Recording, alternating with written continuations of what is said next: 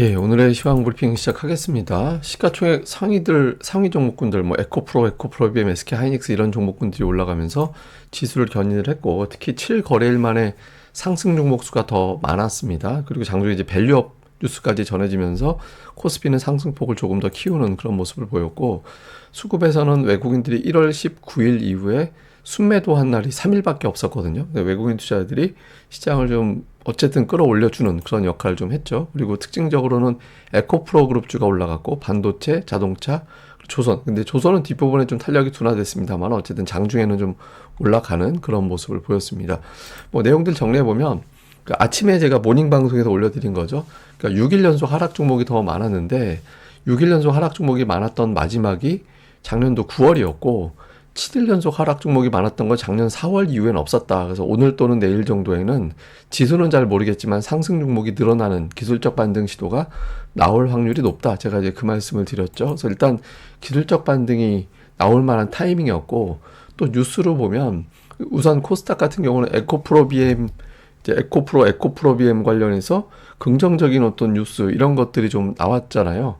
그 에코프로비엠은 코스피 이전한다 이런 내용 나오면서 수급이 붙을 것이다 기대감이 있었고 에코프로는 5대1 액면분할이라는 거는 지금의 주가를 5만 원 하던 걸 만 원으로 낮추고 주식 수는 5배로 늘려주고 이렇게 되는 거거든요. 근데 어쨌든 주가가 싸지니까 싸지면은 이제 투자자들이 좀 활발하게 매수할 수 있을 거다 이런 기대감이 좀 부각이 됐죠. 근데 결국에는 뭐 이런 거보다 이제 실적이 어떻게 되느냐가 더 중요하긴 한데 어쨌든 주가 부양 의지가 있었다라는 점, 뭐 실제로 이제 또 반응을 하면서 이제 코스닥 지수를 올리는 그런 역할을 했고, 그리고 반도체주는 어제는 하이닉스가 혹시 조금 약간 점유율이 떨어지거나 위협받는 거 아니냐라는 식으로 뉴스가 바로 나왔다가 그게 아니라 지금은 이제 HBM 경쟁이 본격화되는 과정이고 아직까지는 턱없이 공급이 부족하다 이렇게 되면서 이제 코스닥의 반도체 관련된 종목군들을 끌어올리는 그런 계기로 작동을 했습니다. 그리고 코스피는 오전에 어정쩡 하다가 이제 한 11시 구간 넘어가면서부터 올라갔는데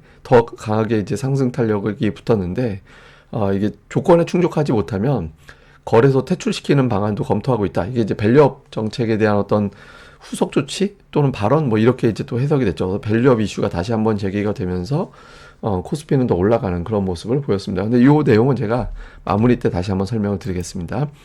그리고 무엇보다 이제 시장이 연속적으로 크게 빠지진 않겠구나 이런 믿음이 좀 있는 게 그러니까 수급을 보면 우리가 보통 전통적으로 개인 투자자들이 많이 매도하는 장세에서는 지수는 쉽게 안 빠진다 이런 어떤 징크스 있다라고 믿잖아요. 그러니까 외국인 투자자들이 1월 19일 이후에 순매도한 날이 3일밖에 없었습니다. 그리고 그나마도 뭐 134억 원, 93억 원, 647억 원이라서 외국인 투자자들이 뭐 이렇게 계속 사는 거잖아요. 그러니까 한국 증시 계속 사고 있고 기관들도 연초에 배당 관련된 매도 퍼붓고 나서부터는 지금은 오히려 이제 매수로 들어오는 그런 양상이 되고 있거든요. 그래서 구조적으로 좀 눌리긴 해도 추세적으로 빠지지 않는 데다가 오늘 외국인 투자들이 또 매수 강도도 좀 높여놓다 보니까 뭐 많이 빠진 상태에서 좀 상승 종목이 늘어날 수 있는 그런 상황이 만들어졌고요. 그리고 또 하나는 미국에서의 특징인데 최근에 러셀 2000 지수가 괜찮거든요. 제가 이제 시장 뭐 코멘트 할 때 미국 증시 볼 때는 우리 증시에는 차라리 러셀 2000이 지금은 올라가는 게 제일 나을 거다. 그러니까 뭐 예를 들어서 나스닥이 올라갈 때 빅테크 종목 중에서 우리 증시의 연결고리가 강한 종목군들이 그렇게 많지는 않잖아요. 어떻게 보면. 근데 러셀 2000이 올라간다라는 거는 매수세가 분산이 되고 조금 더 불안정했던 실적 전망이 불투명했던 종목 쪽으로 매수세가 들어간다는 의미라서 이게 신흥시장에 대한 투자 의지가 좀 강해지는 걸로 해석을 하거든요.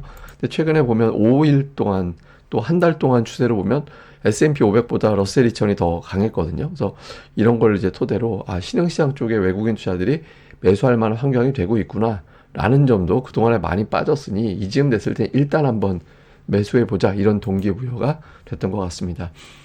수급에서는 뭐 외국인들이 양시장 매수했고요. 기관이 코스닥은 참 매수 안 해요. 어쨌든 이제 코스닥은 기관은 이제 코스피 매수, 코스닥 매도 이렇게 이제 갔는데 종목은 하이닉스 다시 이제 매수로 복귀를 했습니다. 그러니까 하이닉스 삼성전자 다 샀고, 그러니까 전차군단 자동차와 반도체 이제 매수를 한 게 있었고, 그 외에는 뭐 밸류업 관련된 종목군들의 일부 정도 이런 게 이제 들어간 게 좀 있었고요. 그 매도 쪽에서도 물론 밸류업 종목들이 좀 있었고, 그래서 밸류업은 골라 담기, 전차군단은 적극적으로 담기 뭐 이런 구도를 좀 보였고요.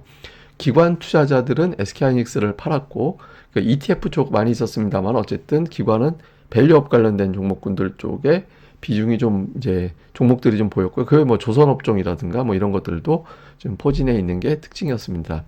코스닥에서는 이제 외국인들이 오늘 반도체 담았거든요. 뭐 주성 엔지니어링이라든가 하나마이크론이라든가 요 아래쪽으로 내려가게 되면 좀 자잘하게 매수한 종목군들이 좀 많이 포진해 있었거든요. 그래서 반도체 쪽을 좀 담았고, 다음에 2차 전지는 에코프로는 이제 매수하는데 에코프로비움 매도하고 이제 선별적으로 담는 그런 모습을 좀 보인 게 특징이었고요. 기관은 오늘 뭐 2차 전지 빅3, 에코프로비움, 에코프로, 엔캠 이런 종목군들을 좀 고르게 담았고, 그 외에는 이제 업종 내에서 골라 담기, 뭐 반도체가 됐든 아니면 이제 제약 바이오가 됐든 종목 내에서 좀 골라서 담는 그런 형태를 보인 게 이제 기관의 특징이었습니다. 원래 기관은 뭐 올해 내내 골라담기 형태로 가고 있죠. 근데 오늘은 2차 전지 빅3를 좀 집중적으로 담은 게 오늘 뭐 기관의 움직임 중에 좀 특징 이렇게 봐야겠습니다. 시장 좀 요약을 해보면 전기차 사업을 애플이 포기했잖아요. 이게 이제 일단 우리 증시에는 뭐 이렇게 부정적으로 반응하지는 않았거든요. 그래서 뭐 자율주행이라든가 아니면 이게 연결될 수 있는 고리가 되게 많았죠. 또 이제 애플이 인공지능에 또 투자를 확대한다 뭐 이런 보도도 나오고 하니까 그래서 이런 것들도 있고 또 전기차 관련해서 현대차 입장에서는 애플 카를 한때 현대차 그룹에서 생산한다 이런 보도 나오면서 막 몇 년 전에 급등한 적이 있었잖아요. 근데 이제 그게 아닌 걸로 됐고 그러고 나서 지금으로서는 이렇게 뭐 위협적인 경쟁 체제는 또 아닌 것 같다 뭐 이렇게 돼서 어쨌든 그건 그렇고 미증시에서 애플이 좀 지출을 줄이고, 본의 아니게 구조조정되고, 이게 애플이 올라가는 모멘텀이 될지, 뭐 지수상 되게 중요하죠. 그 다음에 이제 PC 지표 앞두고 있는데, 이번 주 회사채나, 다음에 국채 발행이 좀 이어지면서 미국의 국채 금리가 좀 올랐거든요. 근데 4.3이 좀 안 좋은 자리라서, 여기서 조금만 더 올라서 4.4 넘어가면 증시가 좀 불안정해질 수 있습니다. 그래서 이제 이 국채 금리가 조금 내려가주는 그런 움직임이 나오는 게 되게 중요하고, 우리 증시는 일단 기술적 반등 나왔습니다. 근데 제가 이제 표현은 기술적 반등이라고 표현하는 게 시장을 드라마틱하게 돌릴 만한 뭐 강한 모멘텀이 새로 나온 건 없었거든요.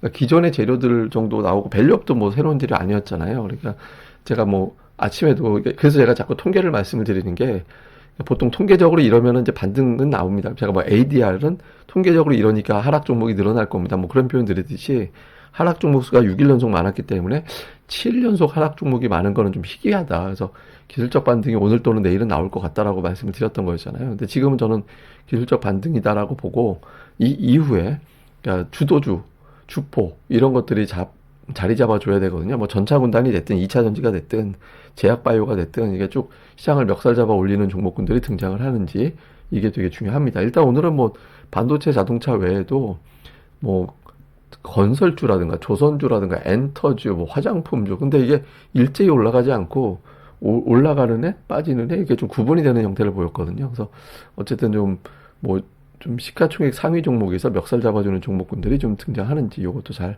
봐야 될 것 같습니다. 근데 제가 이제 밸류업 효과 이렇게 이제 딱 하고 사실은 물음표를 땡쳤던 게 이게 코스피는 되게 긍정적이고 또 연이어 나오는 이제 증시 부양 정책이 가동되고 있다라는 거는 되게 의미가 있거든요. 근데 이게 어떤 이제 부작용이 좀 있냐면 오늘 장중에 밸류업 관련돼서 이제 당국자의 발언이 나온 게 11시 즈음이었거든요.